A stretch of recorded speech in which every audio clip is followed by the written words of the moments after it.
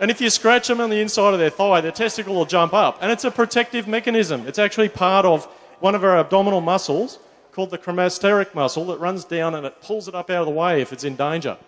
So it's a set. Look, you just thought they sat down there and got drawn on the side of bus shelters. This is a sensational piece of apparatus that women don't have. Now, our testicles do all sorts of other things. And we're only going to have a quick gloss around lots and lots and lots of stuff because Ian's going to shut me up. But we'll talk about a few things. They have two parts to them. They have an exocrine and an endocrine. Now, someone did biology here somewhere a million years ago. Exocrine means it comes out, and endocrine means it stays in. Now, its exocrine function is it makes part of what's in semen. So when blokes ejaculate, at least 70% of that comes from our prostate. Most of it is not from our testicles. He's giving me a black one for more important stuff. So very little of what comes out in ejaculate is actually semen. Most of it comes from our prostate, which is deep inside, and we're going to talk about that again in a second. I might get someone to come and clean my... It's starting to frighten me. Can you clean the graffiti? Because I want to draw something else on there in a sec. I thought he was about to say, get someone to come and clean my dick. No. You have to clean under your foreskin if you're not circumcised. Us old guys, we just sit in the bath, it's fine. But the guys that... We haven't got time to talk about circumcision. It's very interesting, but we won't go there today. There's some good history. Okay, so exocrine's easy. It comes out. Endocrine's inside. And endocrine does all the hormone stuff for us. So it's the thing that actually makes us blokes. If you cut our testicles off, or we turn them off, and there'll be people in the audience that have had prostate cancer that have to have hormones to turn their testicles off. You slowly lose some of your masculinity. You don't lose all of it. You don't turn into a girl, but they are very responsible for giving us a sex drive, giving us power, giving us hair, giving us all those things that make us look a little bit different to girls. They help us to grow our penis when we're younger. It doesn't make your penis shrink if you cut them off, or it doesn't disappear totally. So it's doing all these really functional things. So if we just draw a testicle, again, we'll just have a really simple one this time. It's making testosterone. Now, testosterone is really important because it makes us a bloke, but it also does some bad things. It increases our risk of cardiovascular disease. So men have much more problems with heart attacks. So these are the take-home messages for you. As a bloke, we need to be aware of cardiovascular disease. And the things that are going to kill us, I won't write them all up there: smoking, diabetes, high blood pressure, family history, and cholesterol. So I always think how God made us first and how we've buggered it up. God didn't put cigarettes in our mouth. God didn't give us McDonald's at every corner shop. Most of us are supposed to survive on fruit and veggies.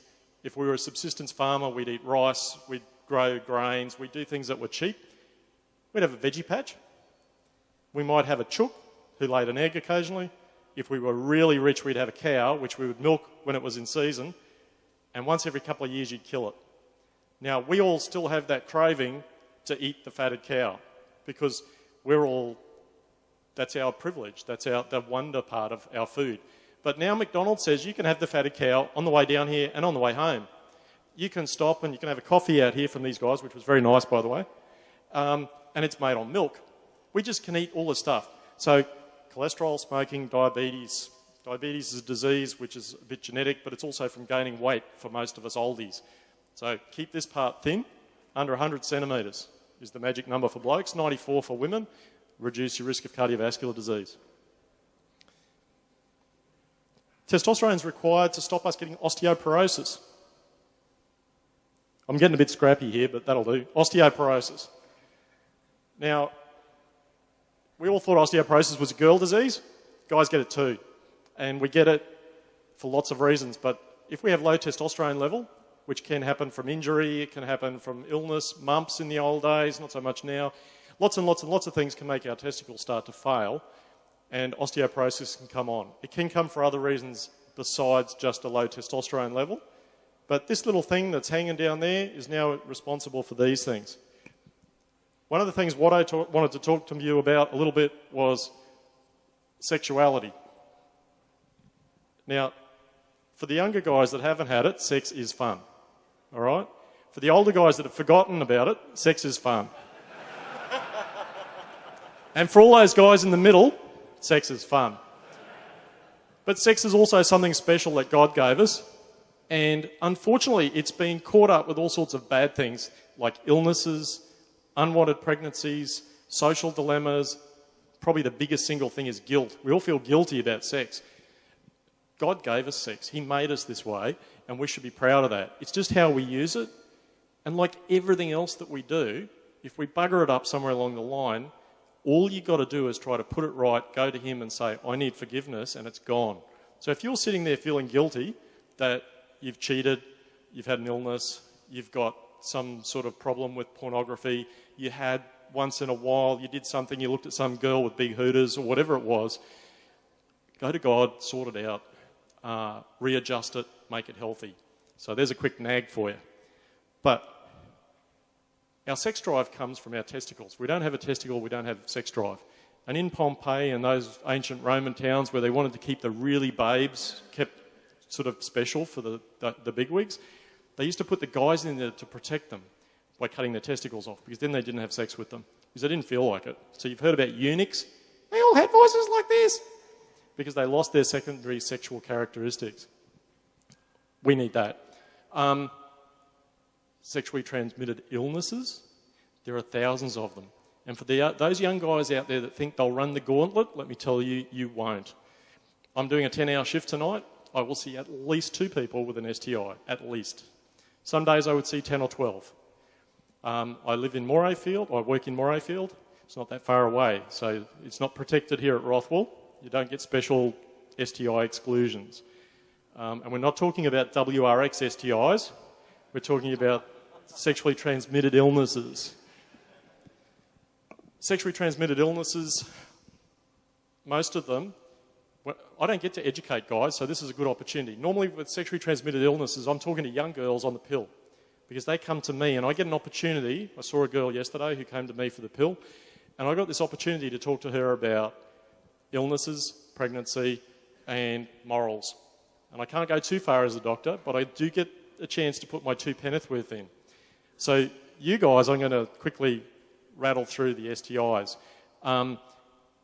Most of the things that guys get, you can see.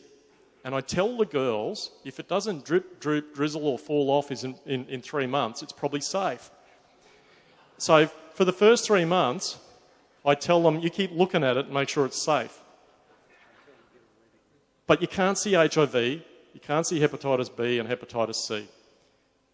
And I tell the girls also, if I shoot up with a contaminated needle or have sex with someone and I catch one of those diseases, my test won't show positive for 3 months. So when the blood bank takes your blood, if you donate blood, you have to state, have you had any of these high-risk sexual behaviours? And they do a blood test. But there is a window for 3 months where you theoretically, if you were evil, could donate blood and it could be contaminated and you wouldn't even know.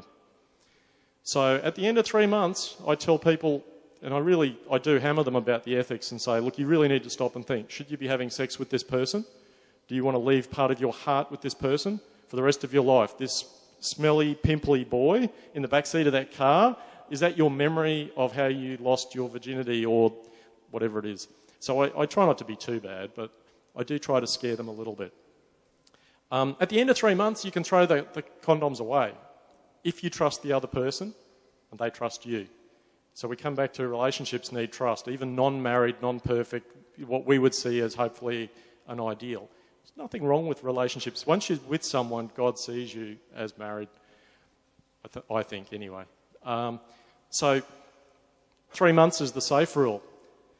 Lots of sexually transmitted illnesses on the increase, they're local and they're happening. Testosterone also gives us an impulsivity, which is good because it gives us strength and it gives us a drive and it gives us something that sort of says, go and do something, do it now. But it can be detrimental. So that's something that as men we need to be aware of. When that comes to a relationship, men come to a relationship with a, I love you, I want to have sex with you. For those guys that are married, a lot of women talk to me and say, I just want someone to bring me a box of chocolates and hold my hand. And it's really hard because we come from a different perspective. And I like to tell ladies, because I talk to ladies more than you guys, if your husband's not having sex with you, he doesn't love you. If your husband is not not necessarily, but like you really, really want your husband to want to have sex with you because he's showing you that he cares. Men need to understand that women don't always want that. Women enjoy sex too, surprise. But they often, from the other side, say, sometimes I don't want it. I just want to take it easy. I want the flower. Especially people that have been married for a little while and they've got kids and they're busy and they're stressed and everything else. So we need to understand them and then they need to understand us. And if we understand where we're coming from, we can go to that relationship in a much better way. All right, the last sort of thing I thought we'd talk about before we chuck the open to the floor, a little bit about prostates, because prostates are really important things for guys. There's the big prostate awareness poster around the corner here, so we better talk about them.